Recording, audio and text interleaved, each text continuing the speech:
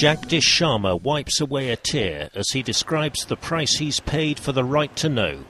He used India's Freedom of Information law to expose a corrupt village mayor.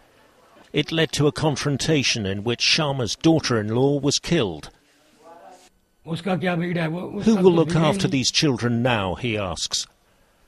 The mayor has been indicted for murder, but only after Sharma used Freedom of Information laws a second time to discover police had been considering a lesser charge. One case among many, revealed in the first ever global survey into whether Freedom of Information laws work. In more than half the countries surveyed, they don't. The Associated Press wanted to know how many people had been arrested and convicted on terror charges.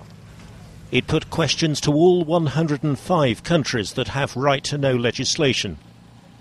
Only 15 answered in full within their legal deadline, and more than half, including China, didn't answer at all.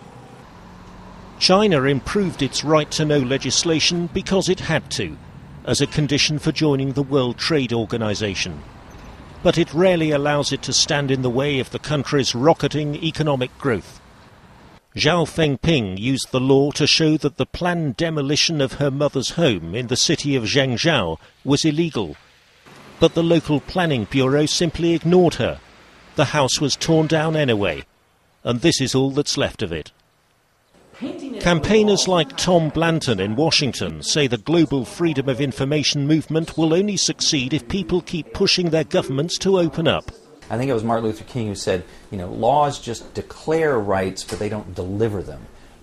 It's up to the people to go grab that law and make it work. Not least perhaps in Washington itself, where the Justice and Homeland Security Departments responded to the AP survey 6 months late, with documents that had all the names blanked out. Martin Benedict, The Associated Press.